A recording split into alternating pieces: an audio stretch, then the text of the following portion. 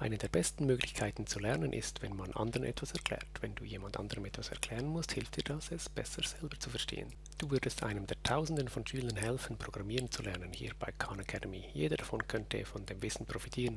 Es gibt 3 große Möglichkeiten zu helfen und ich werde diese nun kurz vorstellen. Während diesem Einführungskurs hattest du sowohl Challenges wie auch Projektaufgaben. Die Challenges wurden automatisch von Hopper bewertet. Die Projekte hingegen sind offen gehalten und kreativ, das heißt, sie sind nicht so einfach automatisch zu benoten. Stattdessen lassen wir echte Personen die Bewertungen vornehmen, Leute wie du, die wissen, wie man programmiert und anderen helfen wollen. Wenn du gerne Projekte evaluieren würdest, geh rüber zur Homepage und klicke auf Projektfeedback. Du findest die Bewertungsanfragen, wenn du runterscrollst und du kannst deine Lieblingsprojekte auswählen, um sie zu bewerten oder einfach oben beginnen. Wenn du bewertest, wird dir ein Bewertungsschema angezeigt und du musst entscheiden, ob ein Projekt die Vorgaben erfüllt oder nicht. Falls nicht, kannst du ihnen Hinweise geben, wie sie die Vorgaben erfüllen können. Die Projekte sind ein iterativer Prozess. Die Schüler können so lange daran arbeiten, bis die Vorgaben erfüllt sind. Das heißt, Bewertungen helfen ihnen zu verstehen, was sie verbessern müssen. Am Ende der Evaluation kannst du Kommentare hinterlassen und das ist ein guter Ort, um nette Dinge zu sagen und sie zu ermutigen, mit Programmieren weiterzumachen. Und hey, wenn du von einem Projekt wirklich beeindruckt bist, gib ihm deine Stimme. Wir sind verblüfft von manchen verrückten, coolen Dingen, die ihr alle in euren Projekten macht.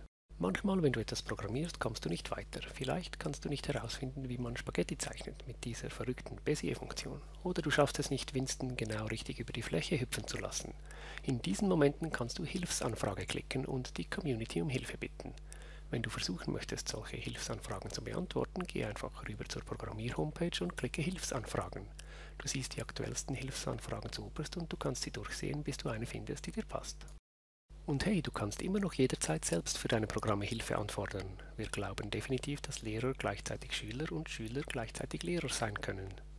Es kann auch gut sein, dass du merkst, dass du viel lernen kannst, indem du die Antworten anderer Leute zu Hilfsanfragen liest. Um das zu tun, klicke auf den Beantwortet-Tab, um die bereits beantworteten zu sehen. Und du kannst das stundenlang lesen. Vielleicht erinnerst du dich daran, als du die Talkthroughs angeschaut hast und eine Frage hattest. Vielleicht bist du durch die Fragen der anderen gegangen, um zu sehen, ob sonst jemand die gleiche Frage hatte. Vielleicht hast du sie sogar selbst gestellt und hoffentlich hat jemand geantwortet.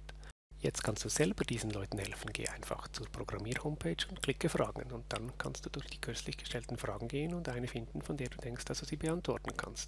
Also viele Möglichkeiten, wie du neuen Programmieren helfen kannst zu lernen. Und ja, du magst dich vielleicht selbst wie ein neuer Programmierer fühlen, aber du weißt bereits mehr als 99% der Welt. Gib dieses Wissen weiter.